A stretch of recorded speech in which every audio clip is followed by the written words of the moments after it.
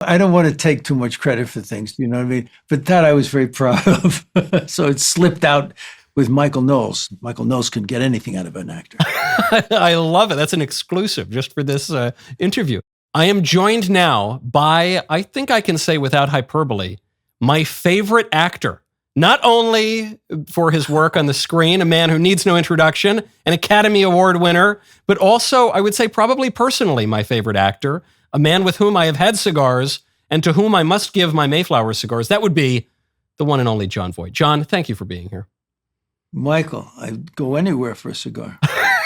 Jon, I just saw you, but you were not there. I saw you at the Nashville premiere of the Reagan movie, which was magnificent, and your role typically was magnificent, and you play a character, probably the most fictional character, though he's a composite of historical people in the movie. Yeah. You played the KGB guy who's tracking Reagan for his whole life.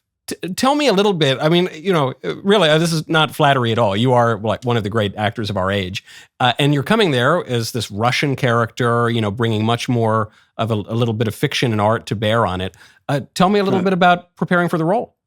First of all, the piece, when presented to me, I thought it was a great idea because Russia was very, very, the Soviet Union, which apart from Russia, because the Soviet Union was something, the evil empire, and Russia is very dear to my heart being an actor because it gives Stanislavski and all the history of art in that country, and the people. I love them, but they were suffering under this tyranny. But anyway, the Soviets had their eye on many, many people that could present problems with them in the future, and this fellow who was an actor from Los Angeles was talking against communism from a very early time. And then he started indicating a talent for the political. And his rise was being tracked by Russia. And we have in this picture, I'm the fellow who is the Soviet spy that is assigned to this work. So and the detail with which I'm focused on him in this job that I'm doing would make it a perfect fellow to tell the story in some way, tracking the most important moments for them throughout his career. And so it worked out pretty good. When I read it, I said, oh, that's a good idea. If we can make it real and present it in such a way that we care about his character as well, it could work very well. And I think it does work.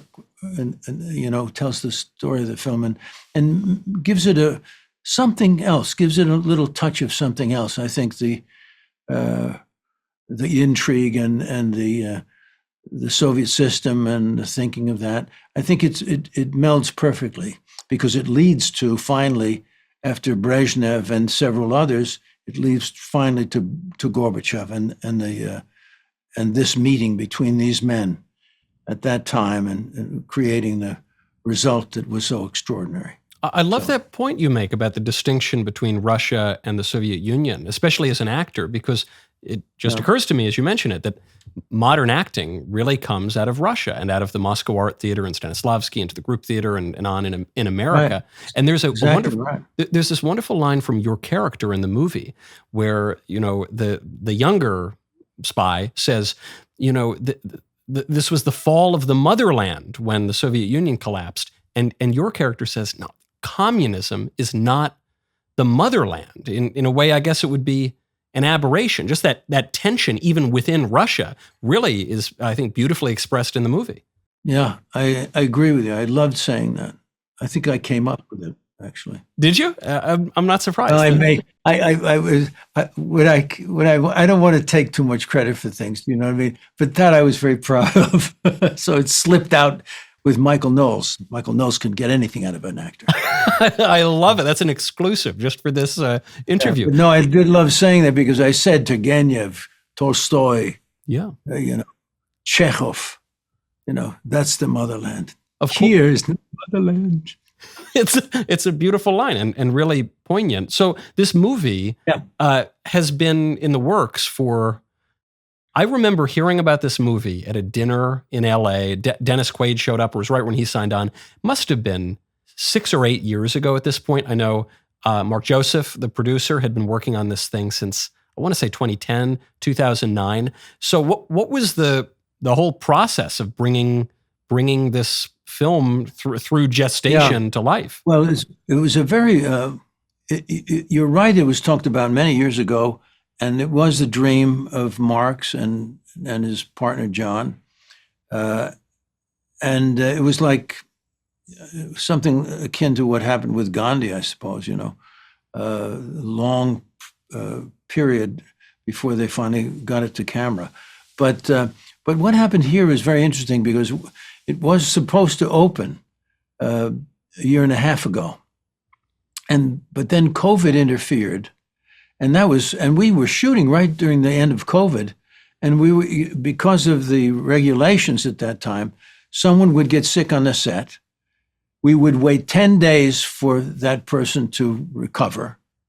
We would close down the set and then come back to work for a couple of days, and somebody else would get sick. Right. That's the way we were shooting it, It was very difficult.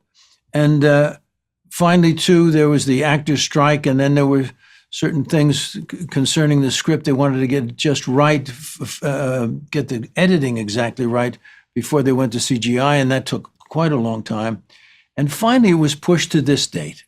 But now it's opening now at this very interesting time that in some ways, because of the difficulty we're facing right now, mirrors somewhat the same things that Reagan faced, at times in his career. And so I'll give you an example. Our film opens with the assassination attempt on Reagan's life. And this just happened several weeks ago with Donald Trump. Right. So it's like it's very relevant. His going to confront the students at the university is reflective still as things that are happening today at universities. Many things are quite the same. So it gives you a different idea of how somebody else took on those problems. And anyway, I think it's a relevant movie, but it's also a very beautiful love story. That's one of the things about the movie that's quite unique, is the story of the relationship of Ronnie and Nancy. It's a very beautiful portrait by these two, by Dennis Quaid and Penelope Ann Miller. Really lovely, and that becomes a very moving part of it. And I have to say that my colleagues did a wonderful job in this, in every way, and certainly the editors. I'm very aware of how they came to play with it. And Mark and Jon stayed with this thing for all this time, every day on it. So it's nice to see the movie coming forth in this full bloom and people appreciating it so much. And as you say, the timing is quite providential. It hit me at the premiere. I thought, had this thing really come out 2 years ago, 3 years ago, 5 years ago, whenever, right, it wouldn't have hit as it does today. It seems as though, in God's providence, things happen, for a purpose. And so it's coming out now in this extraordinarily fraught political moment. And Jon, you are one of the few in Hollywood, not only who speaks out and is openly conservative and kind of cuts against the tide in Hollywood, but who has managed to survive that, who has continued to work constantly and remained in the good graces of people who probably detest your politics. So I would be remiss if I didn't ask you before I let you go, how you're feeling about the next, whatever it is, 65 days or so until the election. Well, there's a lot of work to do still. There's been a lot of work by many, many people. We're fighting against some very bad behavior. And we have to make sure that, as Stalin said, it's not who votes, it's who counts the votes, said Stalin, you see. Well, somebody seems to be taking that quite seriously. And we have to make sure that the votes are counted. Many things are going on. But of course, I look at this and I see tides are changing. There are many heroic people out there, Michael. Your team are some of them. They're doing a great job in many different areas. I look at the women who go and confront the school boards and stuff to fight for their own children's freedoms and health. And I see so many people who are heroic at this time. And then I see some blessings coming our way, which I didn't anticipate. Out of nowhere, of course, this film had that journey. I have to say this is God's hand in this in some way. At least it's an answer to my prayers, that it turns out to be a good film and comes at the right time and has some relevance and maybe lifts our spirits.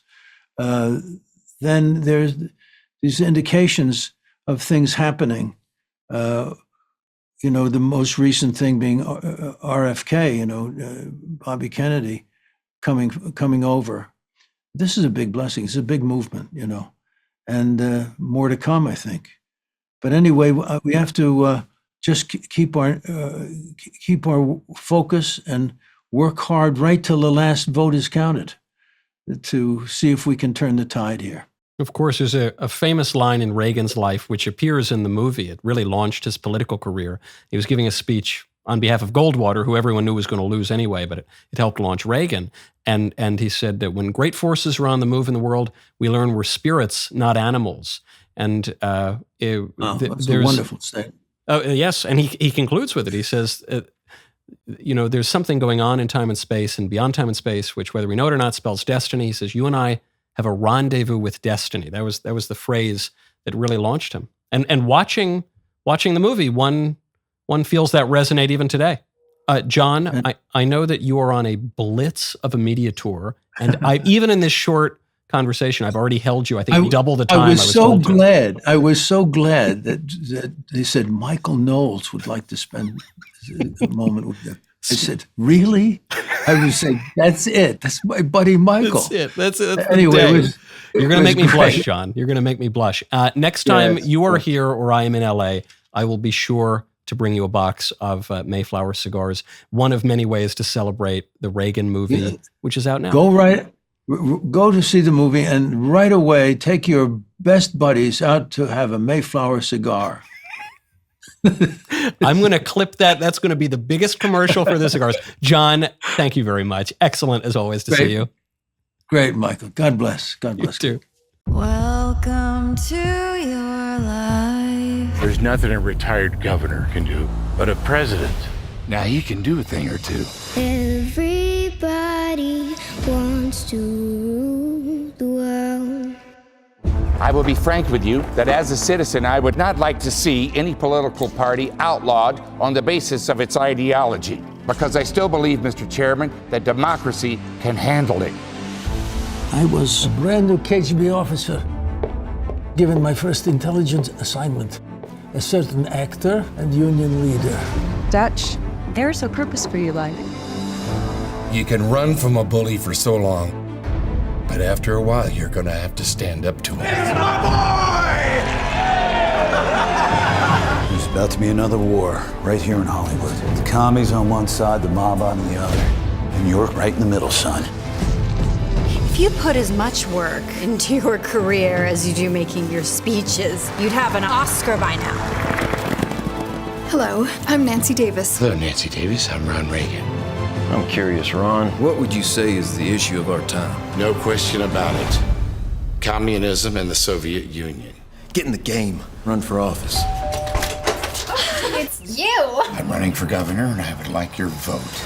I forgot your name. Do his initials help, or R? Honey, Roy Rogers is here! And he's running for governor!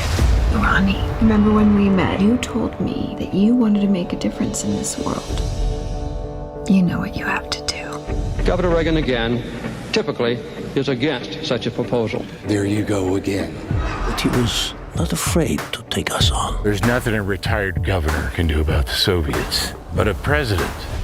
Now he can do a thing or two. Welcome to your life. I was a lifeguard on a river. There's no turning back. And I learned how to read the currents.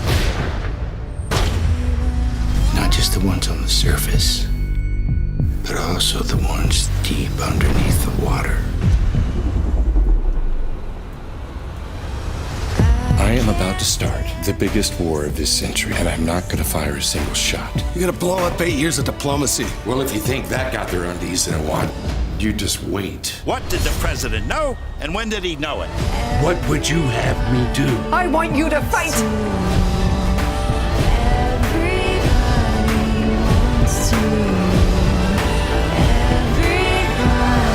Mr. Gorbachev, tear down this wall. Wants to